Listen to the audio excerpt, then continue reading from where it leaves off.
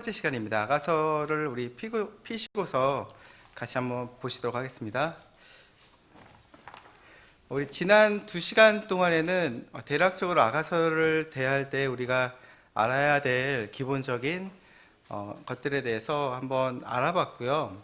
오늘부터는 그 실질적인 이 내용으로 들어가서 아가서를 통해서 우리가 주님의 마음을 더 좀 배웠으면 좋겠고, 주님 닮아갈 때 주님이 얼마나 좋으시고 아름다운 분이신가에 대해서 같이 좀 알았으면 좋겠습니다. 우리 기도하고 시작하도록 하겠습니다. 하나님 아버지, 이 시간 우리와 함께 계셔서 감사드립니다. 주님께서 우리의 가장 좋은 친구가 되어주시고 우리의 선생님이 되어주시니 오늘도 이처럼 우리가 손으로 우리에게 주신 하나님의 말씀 성경을 펴보기는 하지만 이것을 가르치시고 또한 깨닫게 하여 주신 것은 예수님이심을 다시 한번 고백드리기 바랍니다. 주님께서 우리의 지각을 열어주셔서 주님을 드러내어 주시고 우리가 주님 안에서 기뻐할 수 있게 도와주십시오. 예수님의 이름 기도했습니다. 네, 아가서 3번째 시간입니다. 우리가 지난주까지 이제 봤던 이야기들, 그 지식들을 토대로 해서 이제 우리가 조금 더 내용을 알아보려고 하는데요. 이 아가서는 사실 이제 시다 보니까 여기 안에 이제 단지 솔로몬과 술람미 여인 2명만이 나오지는 않아요. 그렇기 때문에 이 주변에 있는 그 등장 인물들에 대해서 한번 생각을 좀 하면서 들어가는 게 조금 더 이해하는데 우리가 도움이 될 것 같습니다. 먼저 우리가 보게 되니까 1장 5절을 보게 되니 이게 보니까 내가 검지만은 아름다우니 게달의 장막들과도 같고 솔로몬의 휘장들과도 같으니라 라고 했을 때 솔로몬이라는 이름이 나오는 것을 보게 됩니다. 그러니까 남자 주인공의 이름은 솔로몬인 거죠. 솔로몬 왕입니다. 근데 그가 솔로몬이라는 이름만으로 나오는 게 아니라 1장 4절을 보시게 되면 우리가 당신을 따라 달려가리이다 왕께서 라고 하면서 그가 또한 왕이라는 것을 우리가 알 수가 있습니다. 솔로몬은 왕이었습니다. 또한 우리가 1장 7절을 한번 보시겠습니다. 7, 8절을 보게 되면은 오 네온이 사랑하는 이여, 당신이 한낮에 당신의 양떼를 먹이며 쉬게 하시는 곳을 내게 알려주소서. 어찌하여 내가 당신 친구들의 양떼 곁에서 곁길로 나아가는 양같이 되어야 하리이까. 이게 쭉 이야기하는 것들을 보게 되니까 양을 먹이시는 분, 그러니까 목자이신 것을 또 한번 알게 됩니다. 그러니까 같은 인물이지만은 어떤 때에는 자신의 이름은, 그러니까 솔로몬이라는 이름으로 드러내어 주기도 하시고 어떤 때는 왕으로서 드러내어 보이기도 하시고 또한 이 내용들 사이 안에서는 목자로서 또한 표현되는 것을 보게 됩니다. 이 남자 주인공에 대한 경우였고요. 여자 주인공은 우리가 한번 보시게 되면 6장 13절, 우리가 전에도 한번 보았던 말씀입니다. 6장 13절을 보시면 돌아오라 돌아오라 오 술람미 여인아 하면서 여자 주인공이 어떻게 드러내는가, 술람미라는 이름으로 우리가 보여지게 된다는 것입니다. 근데 이 여인에 대한 묘사가 참 재미난데요. 우리가 1장 5절과 6절을 보시게 되면 오 너희 예루살렘의 딸들아, 내가 검지만, 이 여인이 말하는 겁니다. 내가 검지만 아름다우니 게달의 장막들과도 같고 솔로몬의 휘장들과도 같으니라. 해가 나를 내리쬐어 내가 검기 때문에 나를 흘겨보지 말라.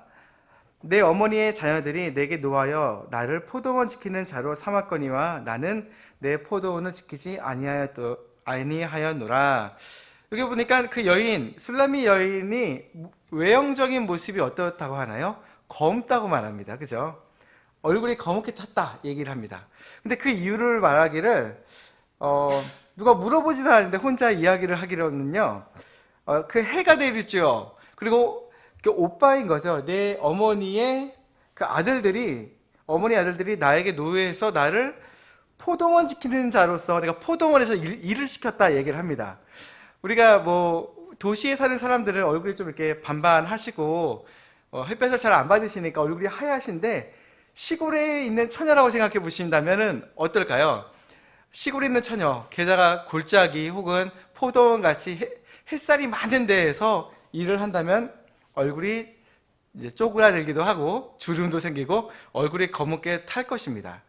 말 그대로 이 여인의 모습을 보게 되니 어떤 분들은 이거를 흑인이 아니냐 검기 때문에 이야기를 하시긴 하는데, 이 내용적인 배경을 보게 되면은 흑인보다는 단지 묘사적인 부분으로 보면 일을 했기 때문에 포도원에서 오빠들이 일을 시켜서 내가 얼굴이 이렇게처럼 탔다 이렇게 말하는 여인의 모습을 본다면 어쨌든지 간에 얼굴이 많이 탄 그 여인으로 보여지게 됩니다. 또 이제 여기 방금 보았던 것처럼 이 술람미 여인의 형제들이 나옵니다. 내 어머니의 아들들이라는 표현으로 나오게 됩니다. 또 등장인물이 또 나오게 되는데요. 3장 5절을 한번 보시겠습니다. 3장 5절.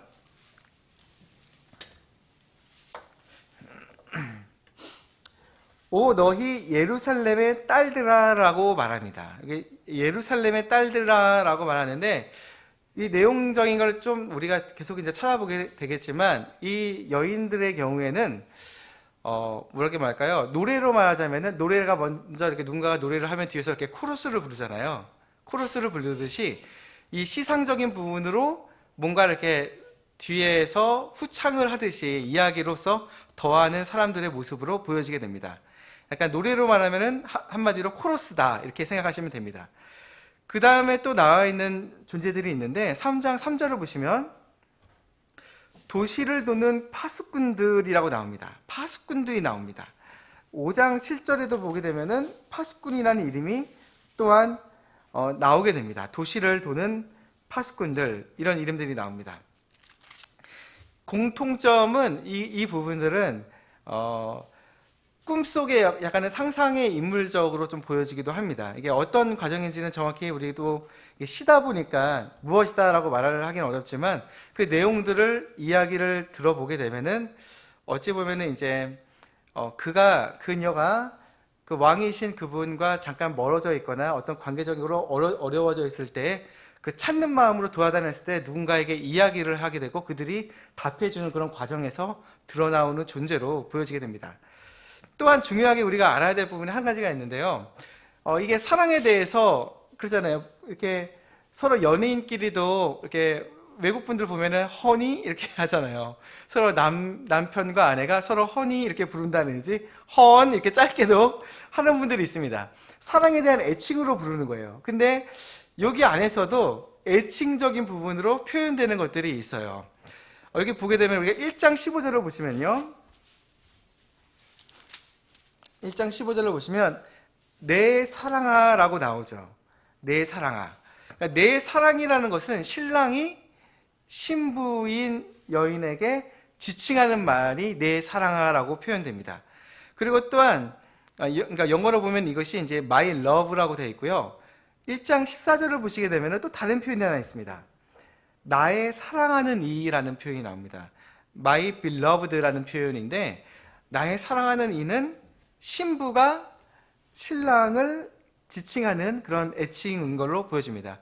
약간 이거는 참 의미가 좀 깊은 것 같아요. 예수님도 사랑받으시는 그런 하나님 품에 계신 독생자이셨던 걸 생각해 보게 되면 비슷한 부분이 있는 것 같습니다. 자, 그렇다면 이제 우리가 이 내용으로 들어가게 되는데요. 이게 시다 보니까 우리가 먼저 깨달아야 될 부분들이 정엽 형제가 연구하기 전에, 혹은 우리 누군가가 연구하기 전에 사실 수천 년 동안의 성경 역사가 있다 보니까 많은 사람들이 이 아가서를 연구를 많이들 하셨어요. 그래서 대략적으로 많은 분들이 이제 동의하면서 이해되는 것이, 이 솔로몬의 아가가 하나의 책이기는 하지만 이 단편적인 7개의 시들이 있다라고 말을 합니다. 첫 번째 시는요, 어디부터 어디까지인지 한번 말씀드리겠습니다. 1장 1절부터 2장 7절까지가 첫 번째 시고요. 그 내용을 말하자면은 왕의 결혼식이 이제 계속 진행되는 과정을 보여주게 됩니다. 두 번째 시는요, 2장 8절부터 3장 5절까지 내용이고, 신부가 연애 기간을 회상하는 거예요. 그러니까 처음이 이야기의 시작은요, 결혼식으로 시작되는 거였습니다. 예, 우리가 보면 어떤 이야기들을 보면은 영화 같은 게 그런 경우가 있잖아요. 아주 긴 이야기들인데 결혼식으로 시작되는 거예요. 그러면서 과거를 회상하면서 시작되는 것이다. 이렇게 생각해 보시면 됩니다. 그러니까 이제 처음에는 결혼식이었고 두 번째 파트는 2장 8절부터 3장 5절은 신부가 연애 기간 만났던 그 과정들을 회상하면서 시작이 됩니다. 다시. 그리고 세 번째 시는 3장 6절부터 5장 1절까지 약혼 기간입니다. 그러니까 약간은 조금은 우리나라는 이런 게 없죠. 이렇게 바로 이제 결혼을 이렇게 준비를 한 다음에 결혼으로 들어가는데 유대 문화 같은 경우는 약혼이라는 게 굉장히 또 중요한 시간적인 개념으로 생각을 한다고 하더라고요. 약혼 기간이 놓여져 있습니다. 세 번째 시가요. 네 번째 시는 5장 2절부터 6장 3절까지고요. 신부의 두려운 꿈에 대한 이야기가 나옵니다. 신부가 두려운 꿈을 꾸는 이야기, 혹은 이제 약간의 그 신랑과의 관계 안에서 뭔가 멀어져 있는 관계에서 두려움을 느끼고 찾는 그런 과정들에 대한 이야기들이 나옵니다. 다섯 번째 시는 6장 4절부터 7장 10절까지 내용인데, 이 부분은 왕이 자신의 신부에 대해서 묵상하는 겁니다. 이거 참 재미난 것 같아요. 그리고 또한 아주 참 즐거운 부분인 것 같습니다. 우리가 하나님 말씀을 대할 때 하나님에 대해서 생각을 하잖아요. 또한 이게 너희가 그분을 보지 못했지만 사랑하는 도다 이렇게 말하는 것처럼, 또한 믿는 사람, 먼저 된 사람이 우리가 아직 예수님을 알지 못하지만 우리가 말씀으로 대하지만은 그분을 생각하는 그 마음들을 봤을 때 참 아름답게 여기듯이 그것 이상의 것이 또 하나 있다는 거예요. 하나님께서 신부에 대해서 묵상을 하신다는 거예요. 참 이거 놀랍지 않습니까? 이게 예수님께서 어쩌면 나 또한 이 세상을 살 때, 저도 아까도 기도를 했지만 세상 참 혼란스럽고 어려운데, 그렇기 때문에 주님에 대한 믿음을 내가 더 가져야지, 내가 기도해야지 라고 생각을 하는데, 주님께서는 반대로 우리를 바라보시며 우리에 대해서 생각하고 계세요. 깊이 생각을 하신다는 거죠.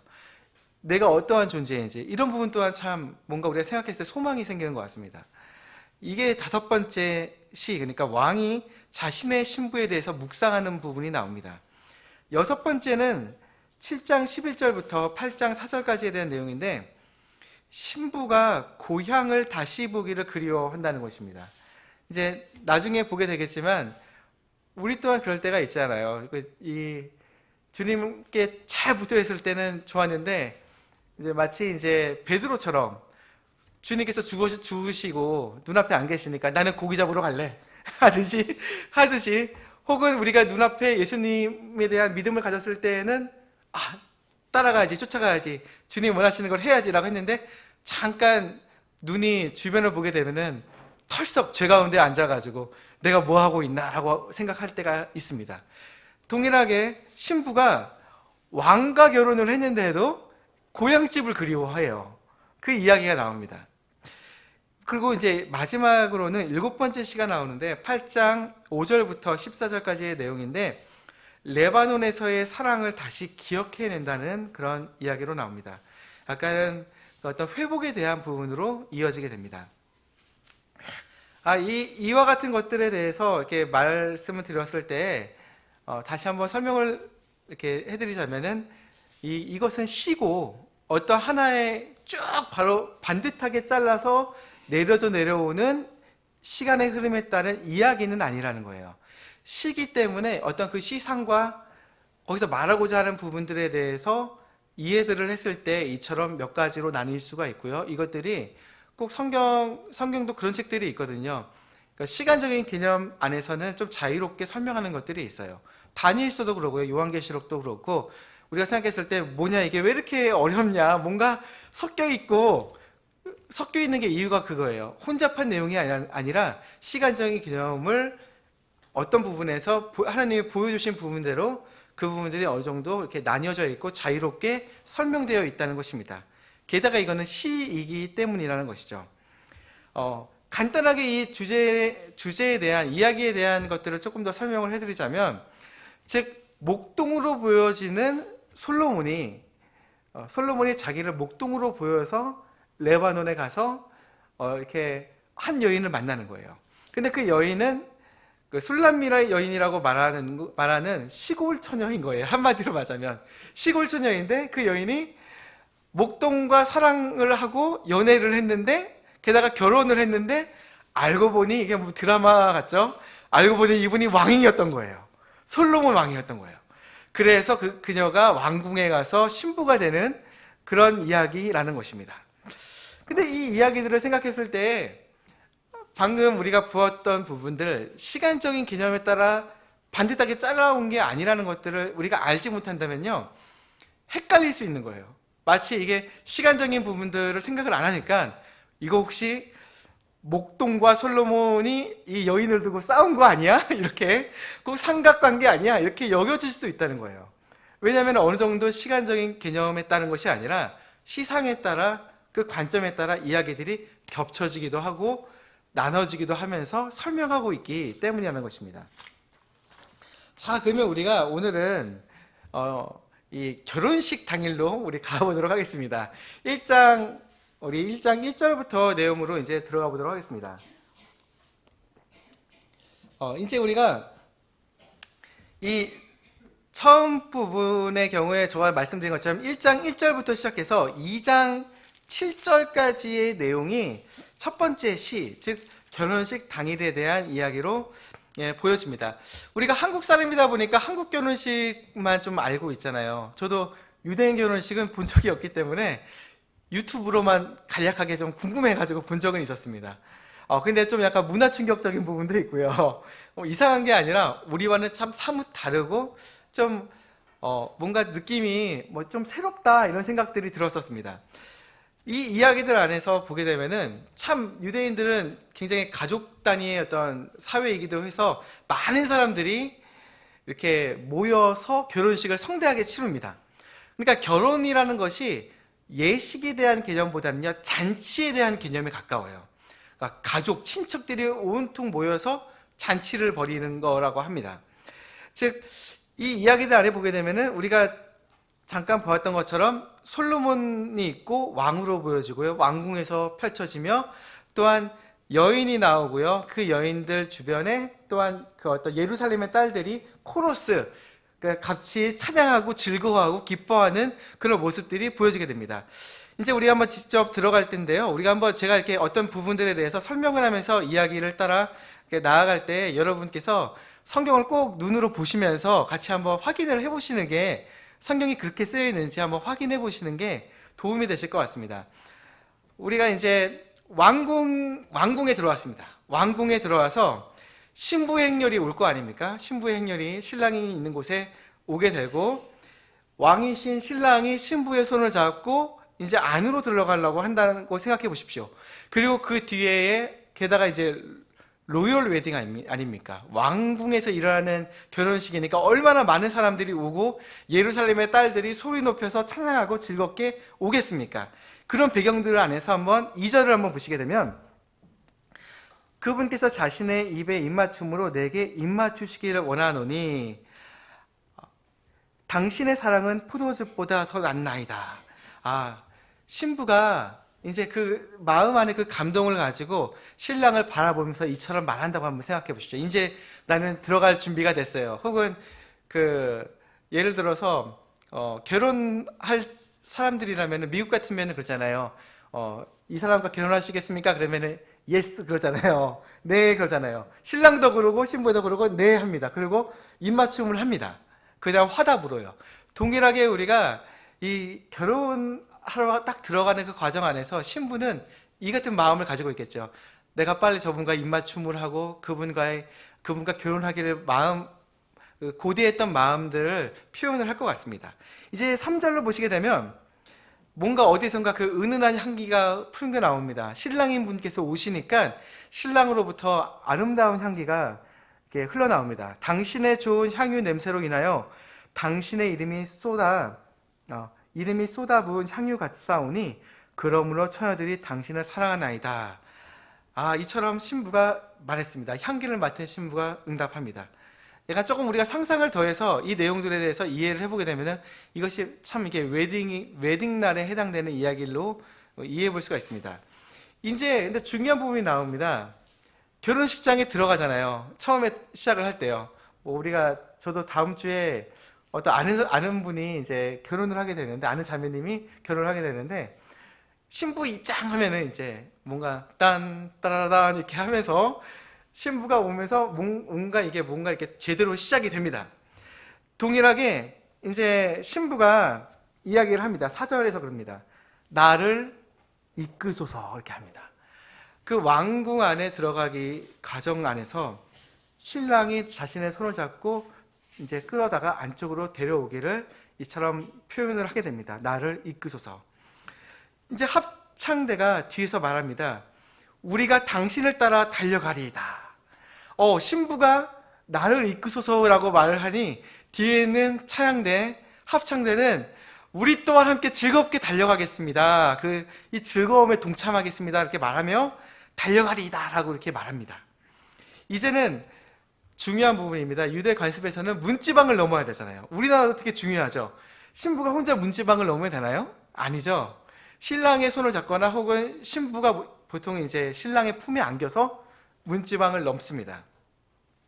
이제 보게 되면은 이처럼 말합니다.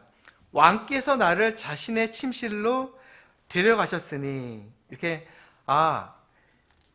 신부가 자신 혼자 들어간 게 아니라 신랑께서 나를 데려가셨다라고 말하면서 그곳에 그분과의 웨딩, 즉 이 결혼식이라는 것이 그 은혜로서 그분께서 나를 인도하여 이곳으로 데려왔다는 것을 설명합니다. 뒤에 있는 합창대는 또 이처럼 말합니다. 우리가 당신을 기뻐하고 즐거워하리이다. 우리가 당신의 사랑을 포도즙보다 더 기억하리니 라고 말합니다. 이제는 신부가 이제 다시 말합니다. 곱바른 자들이 당신을 사랑하나이다. 이처럼 말합니다. 이제는 이제 문지방을 넘었으면 어디로 갈까요? 더욱 이제 왕궁이니까 왕궁 안으로 들어가게 됩니다. 5절을 보시게 되면 신부가 이제 참여한 합창대, 차양대를 향해서 이처럼 말합니다. 갑자기 말합니다. 내가 검지만 아름다우니 게달의 장막들과도 같고 솔로몬의 휘장들과도 같으니라. 사실 아무도 안 물어봤어요. 아무도 안 물어봤어요. 근데 신부의 얼굴이 자기 스스로 보더라도 레바논에서 포도원지기를 하고 이처럼 얼굴이 탄 얼굴 모습으로 얼마나 예루살렘에 있는 딸들과는 얼마나 비교가 되겠어요. 도시 안에 있는 여인들과는요. 혹은 왕궁 안에 있는 여인들과 비교한다면 뭔가 차이를 느꼈던 것 같습니다. 스스로 혼자 말을 해요. 그들을 향해서 내 얼굴이 감지만 이것은 솔로몬의 휘장과 같은 것이며 이와 같이 검지만 아름답다 이렇게 말합니다. 그러면서 그 이유까지도 말합니다. 6절 해가 나를 내리쬐어 내가 검기 때문에 나를 흘겨보지 말라. 이게 말이 참 은유적인 표현이에요. 해가 내 머리 위에 있잖아요. 위에서 나를 아래로 빛을 비춰줍니다. 그렇다고 하더라도 너희가 너희 눈으로 내 머리 위에서 나를 내리쳐 보지는 말렴. 이렇게 시적인 표현입니다. 어폰이라는 말로 내 위에서 보는 것을 이제 시적으로 표현합니다. 이처럼 말하는 이유가 내가 포도원을 지켰었다. 앞에는 그랬죠. 내가 얼굴이 탔었다. 하지만 아름답다. 근데 그 이유가 포도원 지기를 했기 때문이다. 이렇게 이처럼 이유를 이렇게 대기도 합니다. 뭔가 이걸 보게 되면 이 여인이 참 확실히 시골 처녀인가 보다. 약간은 그러잖아요. 뭔가 이렇게 시골이라든지 혹은 좀 문화적으로 뭔가 이렇게 비싸고 좋은 것들을 누리지 못했던 사람들은 좋은 데 가면은 뭔가를 이렇게 여자분들 같은 경우는 화장품을 고른다든지 옛날에는 그랬잖아요. 요즘에 우리나라가 화장품이 좋아져가지고 우리나라가 또 참 좋지만은 예전에는 뭐 프랑스제라든지 뭐 어디서 왔다든지 그런 거 있으면 화장품들을 자매님들이 이렇게 안 그러셨나요? 안 그러시길래 보통은 관심이 참 많으시잖아요. 이렇게 바르면은 더 좋겠지라고 생각을 할 거예요. 게다가 그런 걸 한 번도 안 했던 여인이었다고 한다면은 게다가 결혼식이에요. 근데 내 얼굴이 까매요. 얼마나 내가 이렇게 분칠을 하고 싶었겠습니까? 너희들이 얼굴이 하얗지만 나는 그래도 아름답단다 이렇게 말을 하고 있습니다. 근데 시선이요 이제는 잠시 이제 바뀌어집니다. 시선이 변경이 되어서요 신랑과 신부가요 이전에 있었던 일들을 회상을 좀 하게 됩니다. 그러니까 연애 기간 동안에 있었던 일들을 좀 회상을 하게 되는데, 신랑이었던 분이 우리가 잠깐 얘기를 했던 것처럼 지금은 왕으로서 그 결혼식 당일날 서 있지만은 이전엔 자신을 목동으로서 보여주셨거든요. 그렇기 때문에 그 과거 안에 그 어떤 관계들 안에서 좀 어려움이 있었던 게 뭔가 있었나 봐요. 그래서 그렇기 때문에 이처럼 말합니다. 7절을 보시게 되면, 내 혼이 사랑하는 이여, 당신이 한낮에 당신의 양떼를 먹이며 쉬게 하는 곳을 내게 알려주소서. 어찌하여 내가 당신의 친구들의 양떼 곁에서 곁길로 나아가는 양같이 되어야 하리이까. 신부가 뭔가 자기가 떨어져 있는 그 심정에 대해서 왜 이렇습니까? 라고 반문합니다. 그래서 8절은 이제는 신부가 아니라 신랑이 대답합니다. 오, 여자들 중에 가장 어여쁜 자야. 내가 알지 못하겠거든 양떼의 발자국을 따라 내 길로 나아가 목자들의 장막들 곁에서 내 염소 새끼들을 먹일지니라. 참 이런 부분들을 보게 되면 이게 시이기도 하고 어떤 배경적인 것들을 상상이 되며 이야기에 스토리에 대한 부분들을 생각이 되지만, 조금은 약간 이스라엘의 회복이라든지 혹은 처음으로는 목자로서 자신을 드러내셨지만은 이처럼 결혼식 당일날에는 왕이며 신랑이신 분으로 자신을 드러내어 주시는 그 분, 예수님을 생각했을 때 참 대원적으로 참 아름답기도 하고 우리의 소망이 참 아름답게 끝나지 않을까, 이런 소망이 다시 한번 생각되어집니다. 이제는 신부가 이처럼 말하고 신랑이 대답을 한 다음에 다시 한번 이게 만찬 자리로 옮겨지게 됩니다. 그러면서 신부방으로 옮겨지게 됩니다. 9절을 보시게 되면은 계속 말이 이어지게 됩니다. 9절부터 보시면 신랑이 말합니다. 오, 내 사랑아, 내가 너를 파라오의 병거를 끄는 말 무리에 비교하여노라. 이렇게 쭉 말하면서요, 9절, 10절, 11절을 보시게 되면은 이 내용들을 잠깐 시상을 설명해 드리면, 오, 내 사랑아, 그러니까 말하고, 내가 너를 무엇에 비유했다라는 표현이 나오고, 또한 내가 아름답다 혹은 또 아름다우며 이렇게 말하고, 내가 너를 위해 은단추를 박은 금 옷자락. 근데 이게 사실 이제 금 옷자락이라고 되어 있는데 보더라고 되어 있어서 주변 장식인데, 그 앞에서 말했던 금목걸이를 말하는 그런 부분으로 생각하게 됩니다. 그러니까 어찌 보면은 금에다가 은을 새겨 박은 그런 어떤 장식으로 보더라고 되어 있는데, 이렇게 보게 됩니다. 이 내용들을 보게 되면은 신랑이 신부방에서 신부를 바라보았을 때 그녀의 아름다움에 대해서 칭송을 하는 거예요. 칭송을 한다는 거죠. 참 이거는 우리가 좀 생각해 볼 부분이 많은 것 같아요. 주님께서 우리를 만나셨을 때 우리의 순결함과 아름다움에 대해서 이처럼 이야기하실 거라는 거. 우리는 그것을 두고 다시 한번 우리는 내가 순결한가 한번 생각해 봐야 되고, 그분께서 나를 만나셨을 때 너가 참 이처럼 아름답구나라고 말을 듣기까지 참 우리 스스로를 잘 갖고 나가야겠다라는 생각을 한번 해보게 되었습니다. 이처럼 부분이 나온 다음에 12절부터 14절까지의 내용은 신부가 이제 말합니다. 왕께서 자신의 상에 앉아 계실 때에 이렇게 쭉 이야기 나오고, 또한 향기를 풍기신다 이렇게 얘기를 하게 됩니다. 즉 그분과의 교제 안에서 나오는 그분에 대해서 이야기를 말한 다음에, 그 다음에 15절은 신랑이 다시 대답합니다. 내 사랑아, 보라, 내가 어여쁘구나. 보라, 내가 참으로 어여쁘구나. 신부에 대한 그 아름다움을 다시 한번 고백합니다. 신랑이 신부에 대해서 이야기하고요, 신부는 신랑에 대해서 다시 한번 이야기하고요, 또한 신랑이 이야기하고 신부가 이야기하고, 이처럼 서로 이야기를 하는 것이 계속 이어집니다. 16절, 17절을 보게 되면 신부가 이처럼 말하게 됩니다. 당신은 아름다우시며 라고 말하고, 우리 침상은 푸르며 우리 집의 들보는 백향목이요 석가래는 전나무이다, 이런 이야기들이 나옵니다. 사실 그 향기에 대해서 참 많이 나와요. 신부가 아까 전에 12절부터 14절까지 내용 안에서도 그 앉아 계실 때 향기를 풍기시는 것에 대한 얘기도 나오면서, 또한 다시 지금 16절, 17절에 대해서도 향기에 대해서 직접적으로 말은 안 하지만 백향목이나 석가래는 어떤 거죠? 침엽수죠. 침엽수. 침엽수고 우리가 잘 알다시피 백향목, 향나무죠. 그리고 전나무도 사실 향이 나잖아요. 그 향이 납니다. 이게 보게 되면은 나무로 이와 같은 어떤 침엽수들로 레바논에서 제일 좋은 목재들을 가져와서 그 지은 왕궁들 안에 그 여인이 딱 들어갔을 때는 우리가 보통 말하는 뭐죠? 피톤치드.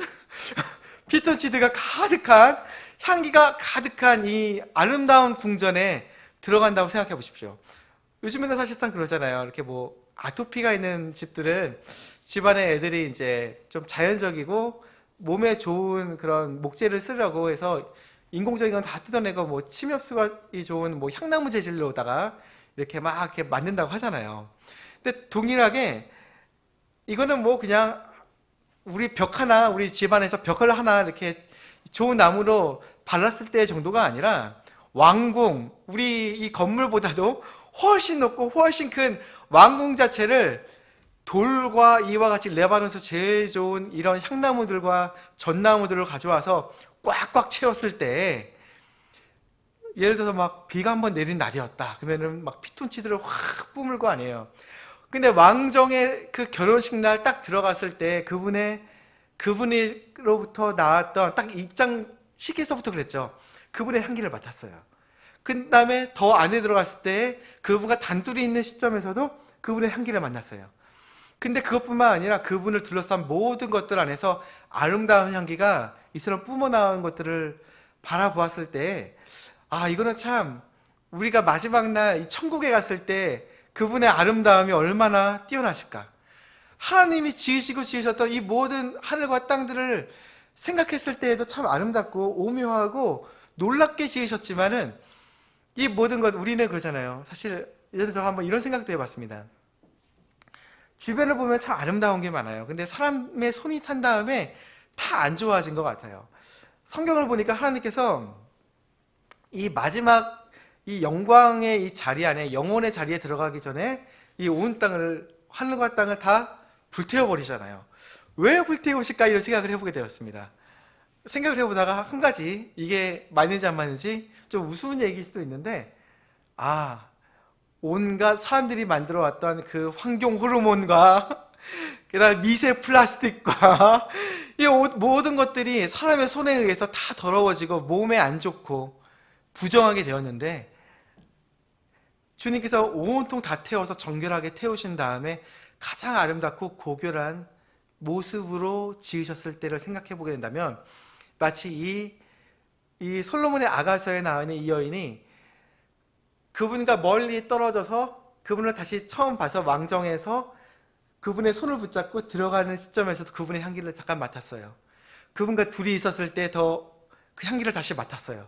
근데 그분과 함께 있을 때 온통 향기가 풍기는 석가래와 석가래와 들보가 백향목이요 석가래가 전나무인 이 아름다운 궁정의 가장 지극히 깊은 곳에서 그분과의 교제, 내가 너를 사랑한다 말하고, 너는 아름답구나, 너가 꼭 어떤 그 이집트의 어떤 말들이 두른 어떤 그런 파라오의 병거에 비유하고 그 아름다움을 서로 이야기하는 그런 과정들 안에서 온갖 아름다운 향기가 드러날 때 느끼는 것들, 이것은 참 우리의 마지막 결론이 얼마나 아름다울지, 즉 이 그리스도와 함께 하는 이 결혼식, 이 결혼 예식이 얼마나 아름다울지, 신부인 교회가 참여되었을 때 그분과 함께 있을 때 그 얼마나 기쁨이 어떠할지를 잘 설명해 주는 듯 해 보입니다. 이제 2장 1절을 보시게 되면 이제 계속해서 신랑이 이야기합니다. 신랑이 말하기를요, 나는 샤론의 장미요 골짜기의 백합화로다라고 말합니다. 이게 짧은 말이지만 우리가 잘 알죠. 샤론의 장미, 그리고 골짜기의 백합화라고 말합니다. 사실 여러분 그 샤론의 장미가 어떤 꽃인지 아시나요? 네, 그 영어로 말하면 로즈 오브 샤논이라고 하고 그 샤논 지역의 그 장미라고 표현되어 있는데 실상은 무궁화, 우리가 아는 무궁화라고 합니다. 그러니까 무궁화도 물론 품종이 많고 그곳에 있는 무궁화가 우리가 직접 보는 그 분홍색과 하얀색이 옅게 섞인 그 무궁화라고 말은 할 수는 없겠지만 품종은 조금 다를 수 있을지언정 분명한 거는 그 무궁화라는 거예요. 근데 참 저도 예전에 무궁화를 두고 생각했을 때 뭔가 의미가 참 깊이 있다는 생각을 했어요. 하나님께서 자신을 두고 이 무궁화라고 말하기가 좀 이상하긴 하는데 샤론의 장미다라고 표현을 했을 때 사실 자신을 비유한 꽃이다 보니까 참 아름다움과 그 의미가 있잖아요.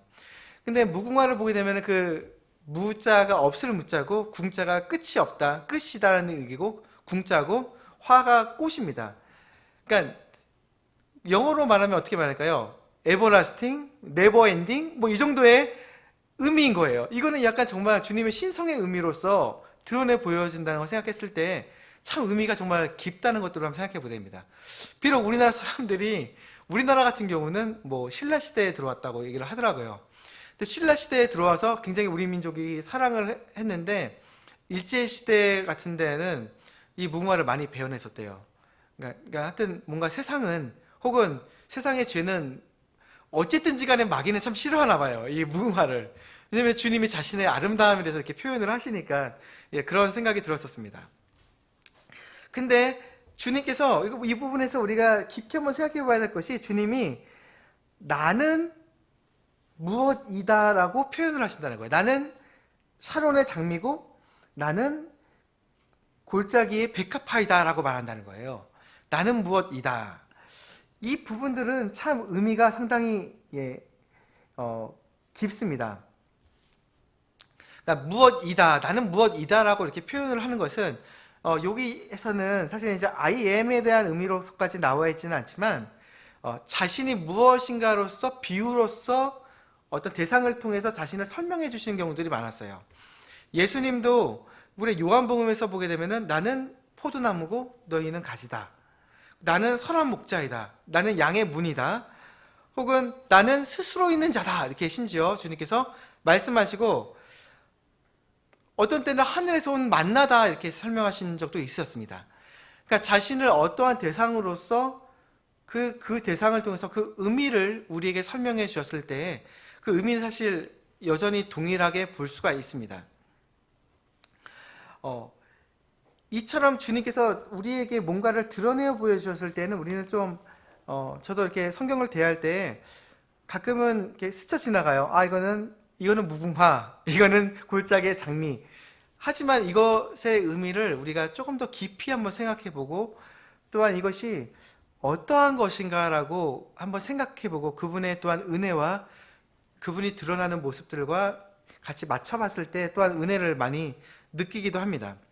근데 그 다음 부분을 한번 또 보시게 되면은 딸들 가운데에 있는 나의 사랑은 가시나무 가운데에 있는 백합화 같도다라고 말합니다.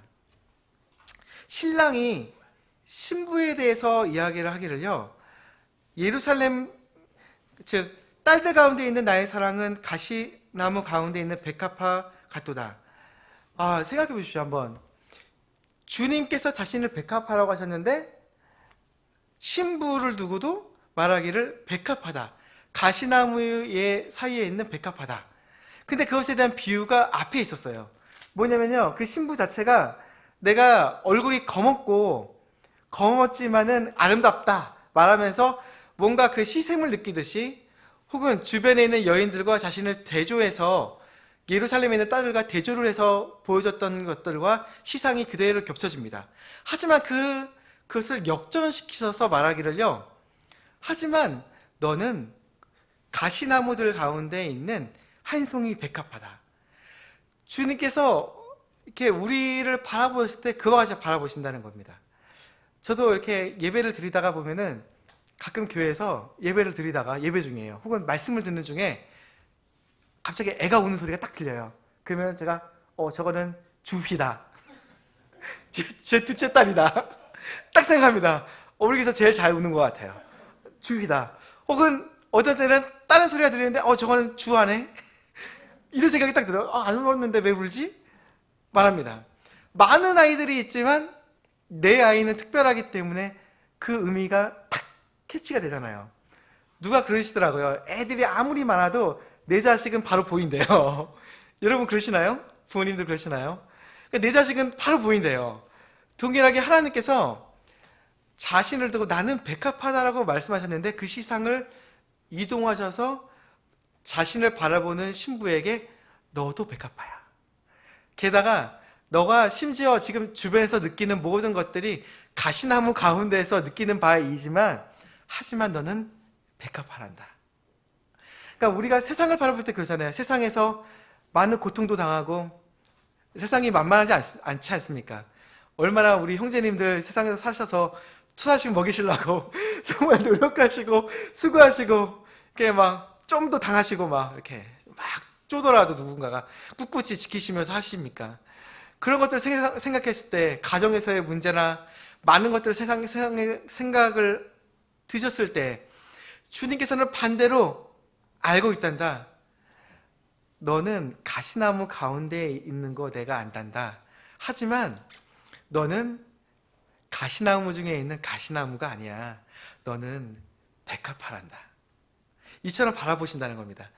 참 이건 참 우리에게 굉장히 큰 어떤 그 감동이 되는 것 같습니다. 주님께서 나를 특별하게 또한 신부를 바라보셨을 때 특별하게 바라보시고 그 시상을 즉 나의 나된 게 무엇인가? 온전히 주님의 은혜라는 것이죠.